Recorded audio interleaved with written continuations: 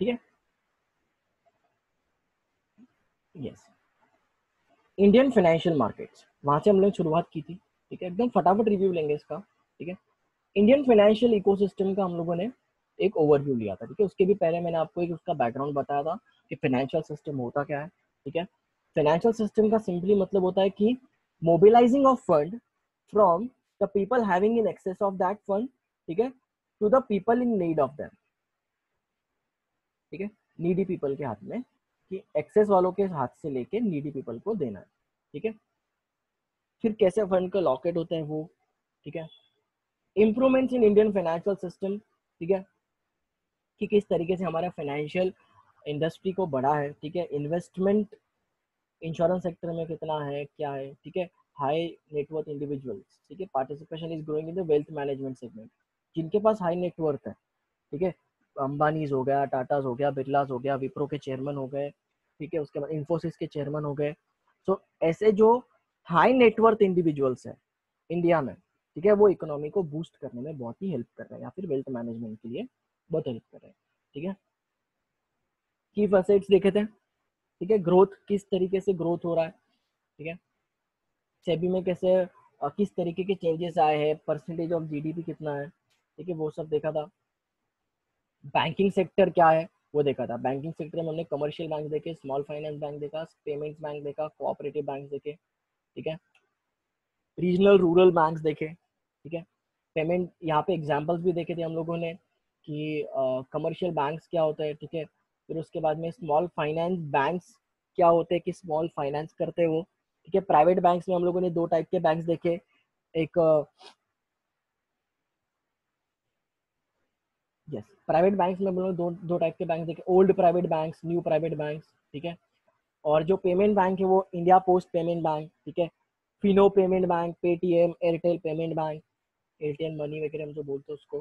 ठीक है, फिर एक चार्ट देखा कि ट्रेडिशनल बैंक और पेमेंट बैंक में फ़र्क क्या होता है, लोन्स कौन दे सकता है, कौन नहीं दे सकता। ठीक है, लिमिट कितना है, कितना नहीं है। ठीक है, फिर उसके बाद में डेवलपमेंट्स कैसे कैसे हो गए बैंकिंग सेक्टर में। ठीक है, म्यूचुअल फंड्स देखे, हर फेज देखा म्यूचुअल फंड का, म्यूचुअल फंड्स का मीनिंग क्या होता है वो देखा। ठीक है, म्यूचुअल फंड इंडस्ट्री ग्रो कैसी हुई है वो देखा।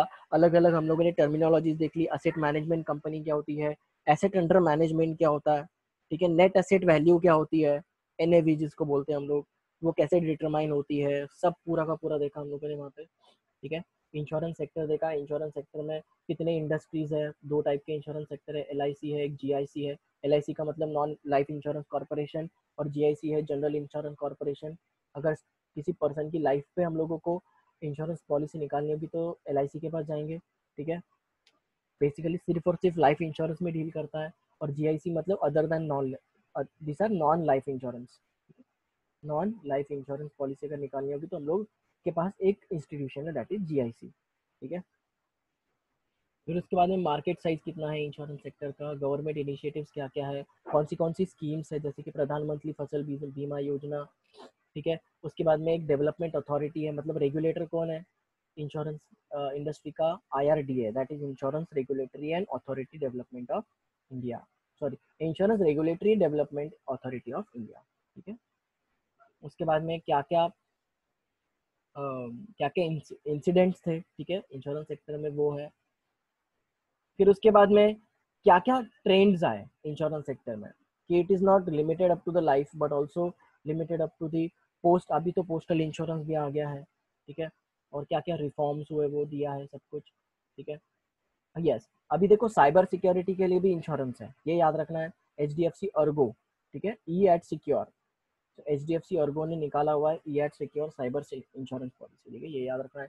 यूलिप, मैंने आप लोगों को बोला था कि यूलिप के बारे में इंफॉर्मेशन निकाल के आओ। पब्लिक एंड प्राइवेट बैंक्स, ठीक है, पब्लिक सेक्टर बैंक्स क्या होती है, प्राइवेट सेक्टर बैंक्स क्या होती है वो देखा। ठीक है, पब्लिक बैंक्स कहाँ से उनका जन्म हुआ है। ठीक है, कौन से बैंक्स का मर्जर हुआ था। ठीक है, न्यू इकोनॉमिक पॉलिसी 1991 के बाद क्या हुआ वो देखा हम लोगों ने। ठीक है, लार्जेस्ट मर्जर देखा, पंजाब नेशनल बैंक, ठीक है, ओरिएंटल बैंक ऑफ कॉमर्स का, याद है। ठीक है, उसके बाद में 1990 के बाद में पब्लिक सेक्टर बैंक्स का क्या रोल प्ले हुआ, ठीक है, वो देखा। उसके बाद में कासा का मतलब होता है करंट अकाउंट, सेविंग्स अकाउंट के बेसिस पे बैंक की एफिशिएंसी तय की जाती है, वो देखा, ठीक है, कि कितने बैंक एफिशिएंट है। फिर प्राइवेट सेक्टर बैंक में दो टाइप के बैंक है, एक है ओल्ड, ठीक है, ओल्ड में हम लोगों ने एग्जाम्पल देखे, federal bank, Dhanlaxmi bank, Jammu Kashmir, Karnataka, जो आपने सुने नहीं है बिल्कुल भी, ठीक है। और न्यू प्राइवेट सेक्टर में जो जितने भी सुने हैं वो सारे के सारे न्यू प्राइवेट सेक्टर में आएंगे, ठीक है, yes bank, Kotak Mahindra, IndusInd, ICICI, बंधन, ठीक है। बंधन के मैंने बोला था कि ये याद कैसे रखना है कि इसके शेयर्स मैंने लेके रखे, ठीक है, आज बहुत तगड़ा परफॉर्म कर रहा है बंधन बैंक। स्मॉल प्राइवेट बैंक्स को आपको याद रखने की जरूरत नहीं, क्योंकि इसके लास्ट में ही स्मॉल फाइनेंस बैंक लिखा होगा, ठीक है, उज्जीवन, जन small finance, AU small finance, Equitas, ठीक है, फिनकेयर।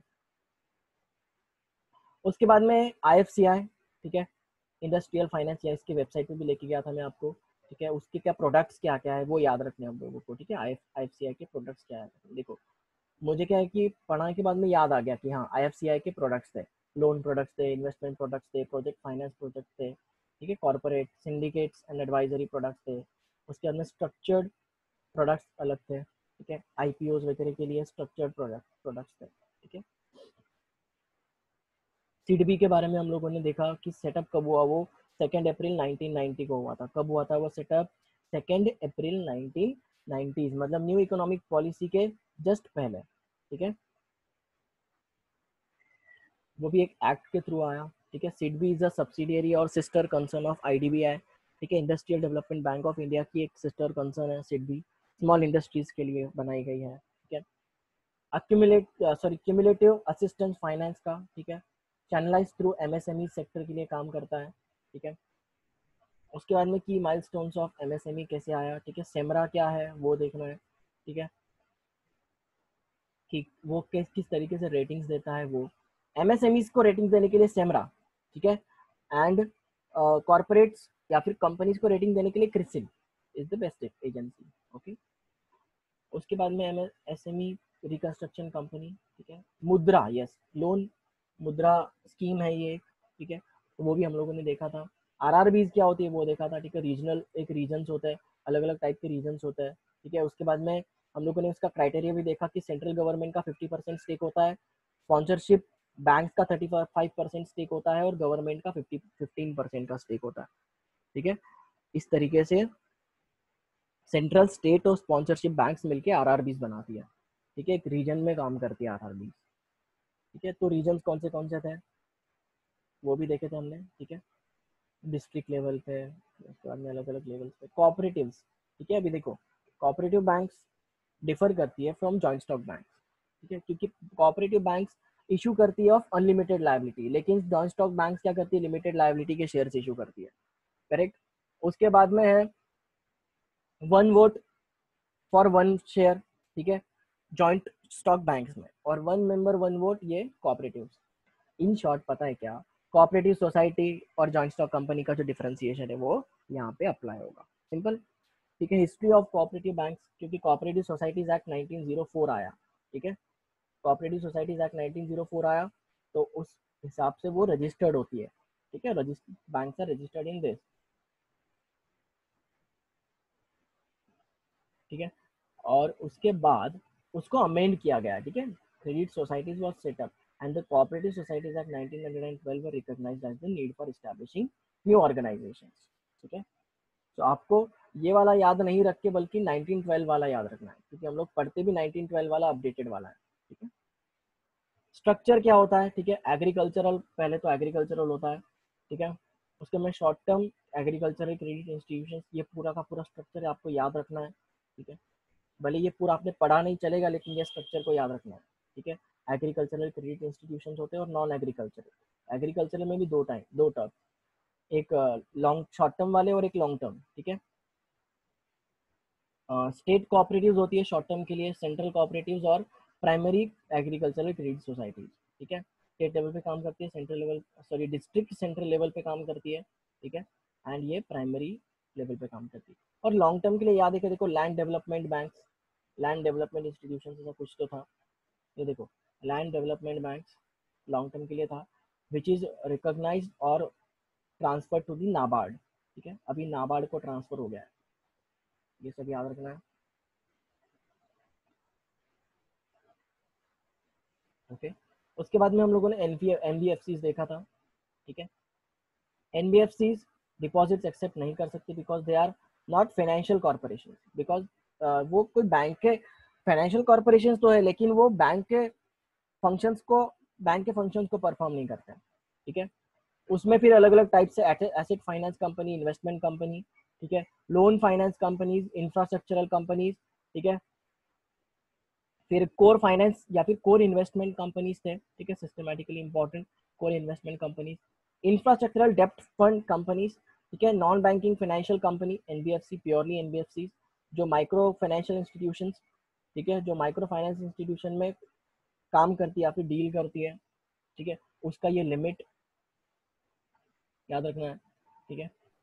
उसके बाद में non banking financial company for factors, that means inputs के लिए, ठीक है, नॉन कोऑपरेटिव, ठीक है, फाइनेंस होल्डिंग कंपनी, ठीक है। Basics of capital market, types of shares, debentures, ठीक है, उसके पूरे के पूरे हम लोगों ने लेक्चर्स लिए अच्छे से कि ऑथोराइज कैपिटल क्या होता है, इशूड कैपिटल क्या होता है, ठीक है, सब्सक्राइब क्या होता है, पेड अप क्या होता है, राइट शेयर क्या होता है, सर्टिफिकेट्स क्या होता है, ये एम्प्लॉइज को दिए जाते हैं, ठीक है, और राइट शेयर्स क्या होते हैं, जो एग्जिस्टिंग शेयर होल्डर्स है उनको दिए जाते हैं, ठीक है, और बोनस क्या होता है, ये फ्री ऑफ कॉस्ट दिया जाता है, ठीक है, बोनस शेयर्स ये फ्री ऑफ कॉस्ट दिए जाते हैं टू कैपिटलाइज। प्रेफरेंस शेयर्स होते हैं, उसके भी अलग अलग टाइप्स होते हैं, ठीक है। क्यूमुलेटिव क्या होता है, जिनका जिनका जो डिविडेंड होता है वो एक्यूमुलेट होता है over the years. Non cumulative मतलब क्या, जिनका डिविडेंड एक्यूमुलेट नहीं होता। रिडीमेबल मतलब क्या, जो रिडीम होता है, ठीक है, एक particular fix period of time के लिए वो रिडीम हो जाता है। पार्टिसिपेटिंग मतलब क्या, एक्सेस प्रॉफिट्स में पार्टिसिपेट करेंगे, ठीक है, कंपनी के मैनेजमेंट में पार्टिसिपेट करेंगे। नॉन पार्टिसिपेटिंग मतलब क्या, जो नहीं पार्टिसिपेट करते हैं। कन्वर्टिबल मतलब क्या, कि प्रेफरेंस शेयर जो कन्वर्ट होते हैं इक्विटी शेयर्स में at after certain period of time, ठीक है। नॉन कन्वर्टिबल जो कन्वर्ट नहीं होते वो, ठीक है। डिबेंचर्स देखा था, it is a debt capital या फिर it is a borrowed capital, ठीक है। So therefore debenture holders are known as the creditors of the company, ठीक है। उसके बाद टाइप्स ऑफ डिबेंचर देखे थे हम लोगों ने। सिक्योर्ड क्या होता है, जिसके इसके अगेंस्ट चार्ज क्रिएटेड होता है, ठीक है, मतलब क्या, कोई भी एसेट एज अ कोलैटरल रखा जाता है, ठीक है, एज एन एसेट ये कोलैटरल रखा जाता है।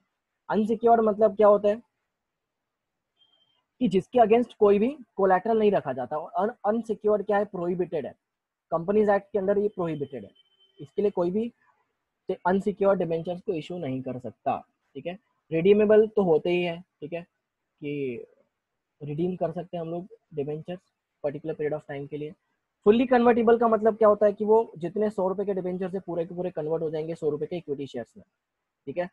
नॉन पार्टली कन्वर्टेबल मतलब क्या, 100 रुपए के डिबेंचर्स, उसमें से सिर्फ हम लोग 50 रुपीज के डिबेंचर्स कन्वर्ट कर रहे हैं इक्विटी शेयर्स में, ठीक है। मतलब जिसको मॉडरेट रिस्क लेना है वो पार्टली कन्वर्टेबल में जाएगा, ठीक है? और बिल्कुल भी रिस्क नहीं लेना है तो नॉन कन्वर्टेबल डिबेंचर बिल्कुल भी कन्वर्ट नहीं होगा, ठीक है। फिर फाइनेंशियल असिस्टेंस फॉर एसएमईज, ठीक है, एमएसएमईज, वो तो हम लोगों ने आज ही देखा, ठीक है, अलग अलग स्कीम्स हैं, ठीक है। स्फूर्ति एस्पायर याद रखना है यहाँ पे, ठीक है, ईएसडीपी याद रखना है, और यहाँ पे स्टार्टअप मैन आपको वेंचर कैपिटल याद रखना है, ठीक है। एसआईपी ये इंटेलेक्चुअल प्रॉपर्टीज के लिए है, ठीक है, और stand up India SC ST women के लिए याद रखना। So this is it guys. अभी आपको क्या करना है कि इसको रीड करके आना अच्छे से, और उसके बाद में इसके ऊपर MCQs का टेस्ट देना, as simple as that. Okay, कल से हमारा नया लेसन शुरू हो जाएगा। इसका टेस्ट कब होगा मैं आपको शेड्यूलिंग दे दूंगा, ठीक है, शेड्यूल करते हैं इसका टेस्ट, ठीक है। अरे सब लोग कहाँ भाग गए रे, मुझे लगा सब लोग हैं। कोई बात नहीं। यस जानवी, आपको समझ में आया इतना? Okay, this is it, bye bye, have a good day. इसको बाय सर। मैं अपलोड कर लेता हूँ, ठीक है, बाय। Yes sir.